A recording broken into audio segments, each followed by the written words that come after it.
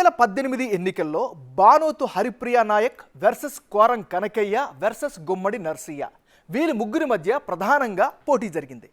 ఆ ఎన్నికల్లో కాంగ్రెస్ పార్టీకి 43%, బీఆర్ఎస్కు 41%, ఇండిపెండెంట్కు 8% ఓట్లు వస్తే ఇతరులకు 8% ఓట్లు దక్కాయి. అంటే గత ఎన్నికల్లో బానోతు హరిప్రియ నాయక్ కోరం కనకయ్య మధ్య నెక్ టు నెక్ ఫైట్ జరిగింది. కాంగ్రెస్ అభ్యర్థి హరిప్రియకు 43% ఓటు షేరుతో 70,000కు పైగా ఓట్లు వచ్చాయి. బీఆర్ఎస్ పార్టీ నుంచి పోటీ చేసిన కోరం కనకయ్య 41% ఓటు షేరుతో 67,000కు పైగా ఓట్లు సాధించారు.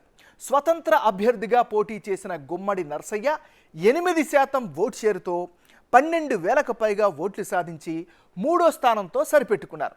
2,800 ఓట్ల తేడాతో కాంగ్రెస్ అభ్యర్థి బానోతు హరిప్రియ విజయం సాధించారు. 2014లోనూ ఈ ఇద్దరి మధ్య ప్రధానంగా పోటీ జరగ్గా అప్పుడు తెలుగుదేశం పార్టీ నుంచి హరిప్రియ బరిలో నిలిచారు. కాంగ్రెస్ క్యాండిడేట్గా కోరం కనకయ్య విజయం సాధించారు. మరి వచ్చే ఎన్నికల్లోనూ ఈ ఇద్దరే ప్రత్యర్థులుగా ఉండడం దాదాపు కన్ఫామ్గా కనిపిస్తోంది.